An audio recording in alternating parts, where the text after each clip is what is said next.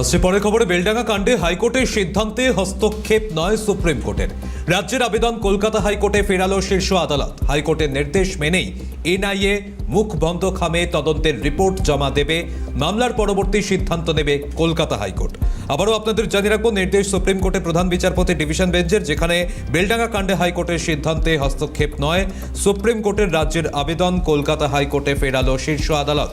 হাইকোর্টের নির্দেশ মেনেই এনআইএ মুখ বন্ধ খামে তদন্তের রিপোর্ট জমা দেবে। পরিযায়ী শ্রমিকের মৃত্যুতে উত্তপ্ত হয় বেলডাঙ্গা। বোমাবাজির ঘটনায় এনআইএ তদন্তের নির্দেশ দেয় হাইকোর্ট। হাইকোর্টের প্রধান বিচারপতির ডিভিশন বেঞ্চের নির্দেশকে চ্যালেঞ্জ। কলকাতা হাইকোর্টের রায়কে চ্যালেঞ্জ জানিয়ে সুপ্রিম কোর্টে যায় রাজ্য।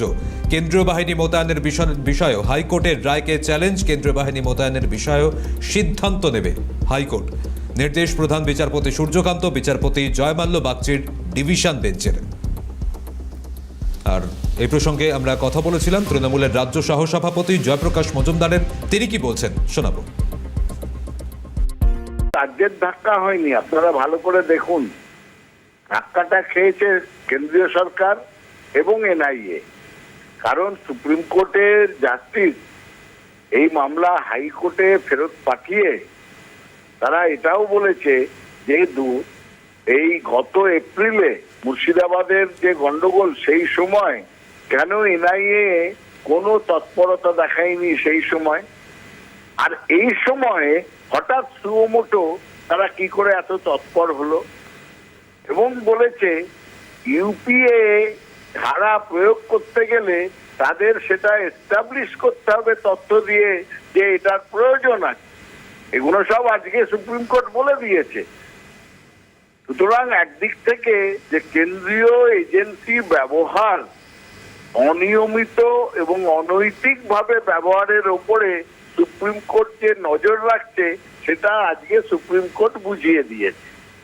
সামনের দিনে এখানে শুধু রাজনৈতিক কারণে, যেহেতু ভোট এসে গেছে, সঙ্গে সঙ্গে এনআইএ দরকার, নানা রকম পলিটিক্যাল ন্যারেটিভ করতে হবে, সেইটা কিন্তু আজকে প্রমাণিত হয়ে গেল সুপ্রিম কোর্টের অবজারভেশন। পাশাপাশি আপনাদের শোনাবো বিজেপি মুখপাত্র জগন্নাথ চট্টোপাধ্যায় কি বলেছেন তিনি। বলে রাজ্য সরকারের উপর, নবান্নের উপর কোন একটা জায়গায় ভয়ঙ্কর পরিস্থিতি তৈরি হয়েছে, ন্যাশনাল হাইওয়ে বন্ধ করা হয়েছে, নাশকতামূলক কাজ হচ্ছে, তাতে কোনো বিদেশি হাত আছে কিনা এবং পরিকল্পিতভাবে এরকম কিছু করা হচ্ছে কিনা সেটা তদন্ত করে দেখার জন্য কলকাতা হাইকোর্ট এনআইএ তদন্তের নির্দেশ দিয়েছিল। পশ্চিমবঙ্গ পুলিশ এই এনআইএ স্পেশাল কোর্টে 36 জন আসামিকে পৌঁছায়নি, উল্টে চ্যালেঞ্জ করেছিল এনআইএ তদন্তকে। এতেই বোঝা যাচ্ছে যে অনেক কিছু গোপন করার আছে এবং ওই যদি এনআইএ তদন্ত স্পষ্ট হয়ে যায় কারা এর পেছনে ছিল, তাহলে শাসক দলের মুখ পুড়বে, হাত পুড়বে। তাই তারা চ্যালেঞ্জ করে সুপ্রিম কোর্টে গেছিল।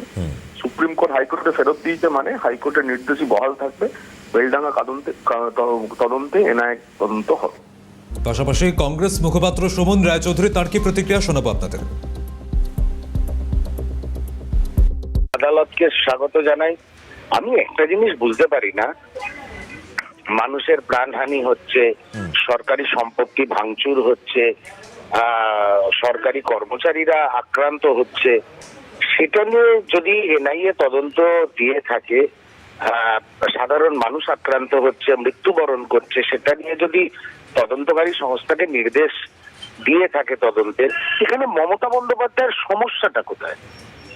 মানে সব খুলে যাবে, ওনার কারুকার্য মানুষে জেনে যাবে, এটাই হচ্ছে ওনার সমস্যা। একজন প্রকৃত প্রশাসক হওয়ার যে মৌলিক গুণগুলো থাকে, কোনোটাই তো মমতা বন্দ্যোপাধ্যায়ের মধ্যে নেই। বিরোধী দলনেতা শুভেন্দু অধিকারী তিনি বলছেন যে বেলডাঙ্গার ঘটনা কোনো রাজনৈতিক ঘটনা নয়, সিবিপিএফআই নামক রাষ্ট্রদ্রোহী সংগঠন এই কাজ করিয়েছে। কি বলেছেন তিনি শোনাবো। ये सीधा आप देख लीजिए, बेलडंगा इशू कोई पॉलिटिकल इशू नहीं है। सीबीपीएफआई ने कराया, जो एंटी नेशनल फोर्स है। मैं एप्लीकेशन डाला था, कोर्ट ने बोला था if think fit central government will hand over the case to interfere and NIA should take the case. NIA को केस डायरी नहीं दिया, केस का कॉपी नहीं दिया, तुरंत चला गया एसएलपी करके। किसका पक्ष में जा रहा है? जो राजमार्ग 2-3 दिन बंद करके रखा था, जो रेल मार्ग बंद करके रखा था, जो छोटा छोटा हिंदू दुकान के ऊपर बेलडंगा में लूटतराज का काम किया, आज सुप्रीम कोर्ट ने उनको बाई बाई कर दिया। ये বেলডাঙ্গা কাণ্ডে হাইকোর্টের সিদ্ধান্ত হস্তক্ষেপ নয় সুপ্রিম কোর্টের। রাজ্যের আবেদন কলকাতা হাইকোর্টে ফেরালো শীর্ষ আদালত। হাইকোর্টের নির্দেশ মেনেই এনআইএ মুখ বন্ধ খামে তদন্তের রিপোর্ট জমা দেবে। মামলার পরবর্তী সিদ্ধান্ত নেবে কলকাতা হাইকোর্টে, নির্দেশ দিয়েছেন সুপ্রিম কোর্টের প্রধান বিচারপতির ডিভিশন বেঞ্চ। পরিযায়ী শ্রমিকের মৃত্যুতে যেভাবে উত্তপ্ত হয়েছিল বেলডাঙ্গা, গত জানুয়ারি মাসে 16 এবং 17 তারিখ পরপর দুদিন বেলডাঙ্গা উত্তেজনা ছড়ায়, পরেই তদন্তভার যায় ঘটনা এনআইএর হাতে। এবার সেই নির্দেশকে চ্যালেঞ্জ করে সুপ্রিম কোর্টের দ্বারস্থ হয়েছিল রাজ্য, যদিও তাতে হস্তক্ষেপ করল না সুপ্রিম কোর্ট।